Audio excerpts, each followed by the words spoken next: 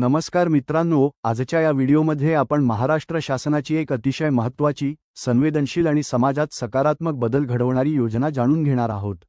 अनेक वेळा दिव्यांग व्यक्तींना विवाहाच्या बाबतीत सामाजिक, मानसिक आणि आर्थिक अडचणींना सामोरे जावे लागते. समाजातील गैरसमज, पूर्वग्रह आणि आर्थिक असुरक्षितता यामुळे अनेक दिव्यांग व्यक्ती विवाहापासून वंचित राहतात.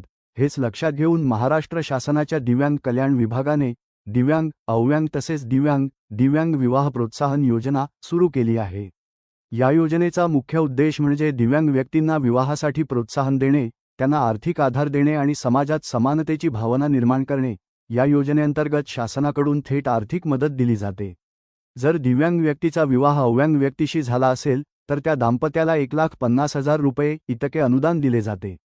तसेच जर दिव्यांग व्यक्तीचा विवाह दुसऱ्या दिव्यांग व्यक्तीशी झाला असेल तर अशा दाम्पत्याला 2,50,000 रुपये इतके अनुदान दिले जाते. ही रक्कम कोणत्याही दलालाशिवाय, कोणत्याही मध्यस्थाशिवाय थेट पती-पत्नीच्या संयुक्त बँक खात्यात DBT पद्धतीने जमा केली जाते.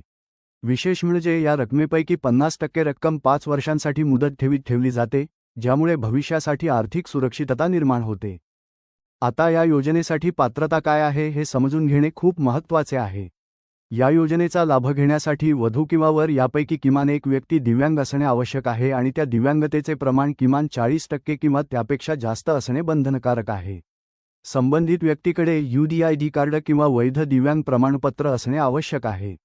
याशिवाय वधू किंवा वर यापैकी किमान एक व्यक्ती महाराष्ट्र राज्याची कायमस्वरूपी रहिवासी असली पाहिजे. हा विवाह दोघांचाही पहिलाच विवाह असावा आणि विवाह कायदेशीररित्या नोंदणीकृत असणे अत्यावश्यक आहे. सर्वात महत्त्वाची अट म्हणजे विवाह झाल्यानंतर 1 वर्षाच्या आत अर्ज करणे बंधनकारक आहे. जर 1 वर्ष उलटले तर या योजनेचा लाभ मिळत नाही. अर्ज करताना काही महत्त्वाची कागदपत्रे सादर करावी लागतात. यामध्ये दिव्यांग प्रमाणपत्र किंवा UDID कार्ड, विवाह नोंदणी प्रमाणपत्र, आधार कार्ड, पती-पत्नीच्या संयुक्त बँक खात्याची पासबुक झेरॉक्स, तसेच महाराष्ट्र राज्याचा अधिवास प्रमाणपत्र ही कागदपत्रे अनिवार्य आहेत. कागदपत्रे अपूर्ण असल्यास अर्ज स्वीकारला जात नाही, त्यामुळे अर्ज करताना सर्व कागदपत्रे व्यवस्थित आणि पूर्ण असणे फार गरजेचे आहे. या योजनेची अर्ज प्रक्रिया ऑनलाईन नसून ऑफलाईन पद्धतीने करावी लागते. लाभार्थ्यांनी शासन निर्णयात दिलेल्या ठराविक नमुन्यात अर्ज भरून सर्व आवश्यक कागदपत्रांसह तो अर्ज जिल्हा दिव्यांग सक्षमीकरण अधिकारी, जिल्हा परिषद येथे सादर करायचा असतो. त्यानंतर जिल्हास्तरीय समितीकडून अर्जाची सखोल छाननी केली जाते. ही समिती पात्र लाभार्थ्यांची निवड करून त्यांची यादी मंजुरीसाठी पुढे पाठवते.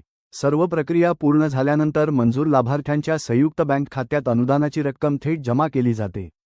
आता मित्रांनो, या योजनेचा अर्ज कसा भरायचा हे समजून घेणं खूप महत्त्वाचं आहे.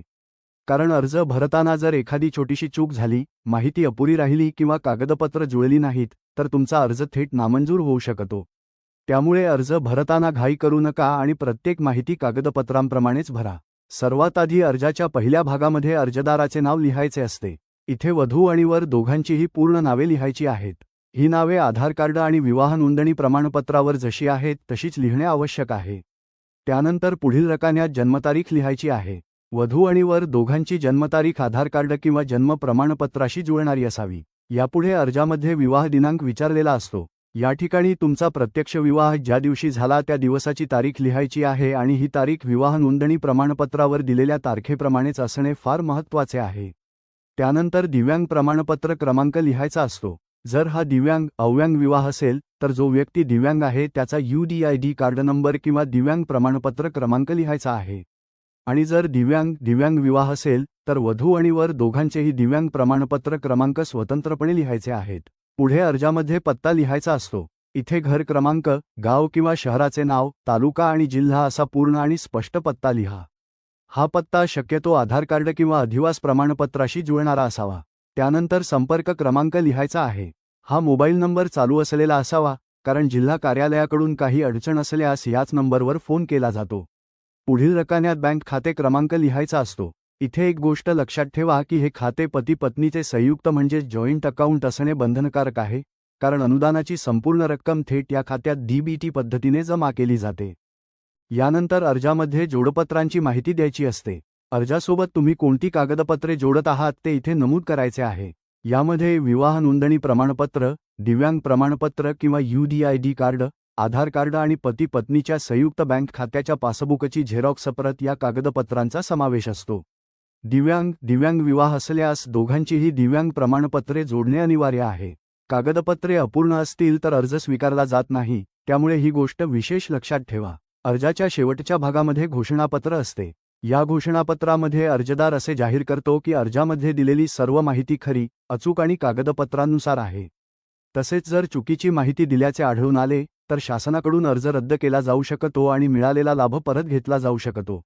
घोषणापत्राखाली अर्जदाराची स्वाक्षरी किंवा अंगठा, तारीख आणि ठिकाण लिहिणे आवश्यक आहे. शक्य असल्यास वधू आणि वर दोघांचीही स्वाक्षरी करावी. अशा पद्धतीने अर्ज पूर्ण भरल्यानंतर सर्व कागदपत्रांचा हा अर्ज जिल्हा दिव्यांग सक्षमीकरण अधिकारी, जिल्हा परिषद येथे प्रत्यक्ष जाऊन जमा करायचा असतो. अर्ज जमा केल्यानंतर त्याची एक झेरॉक्स प्रत स्वतःकडे ठेवणे फार महत्त्वाचे आहे. मित्रांनो, अर्ज व्यवस्थित आणि पूर्ण भरला असेल तर कोणतीही अडचण येत नाही आणि मंजुरीनंतर अनुदानाची रक्कम थेट तुमच्या खात्यात जमा होते. मित्रांनो, आज आपण दिव्यांग विवाह प्रोत्साहन योजनेची संपूर्ण माहिती पाहिली. पात्रता, किती अनुदान मिळतं आणि अर्ज कसा भरायचा हेही सविस्तर समजून घेतलं. पण लक्षात ठेवा, या योजनेचा अर्ज करण्यासाठी UDID कार्ड किंवा वैध दिव्यांग प्रमाणपत्र असणं अत्यंत आवश्यक आहे. अनेक जण विचारतात की UDID कार्ड कसं काढायचं, कुठे अर्ज करायचा आणि प्रक्रिया नेमकी काय आहे. यासाठीच मी UDID कार्ड कसं काढायचं यावर एक सविस्तर व्हिडिओ आधीच बनवलेला आहे. त्या व्हिडिओमध्ये मी संपूर्ण प्रक्रिया स्टेप बाय स्टेप सोप्या भाषेत समजावून सांगितली आहे. त्या व्हिडिओची लिंक मी डिस्क्रिप्शन आणि पिन कॉमेंटमध्ये दिलेली आहे, त्यामुळे ही योजना अर्ज करण्यापूर्वी तो व्हिडिओ नक्की पहा. ही माहिती उपयुक्त वाटली असेल तर व्हिडिओला लाईक करा, चॅनेल सबस्क्राईब करा आणि ही माहिती गरजू व्यक्तींपर्यंत नक्की शेअर करा. धन्यवाद.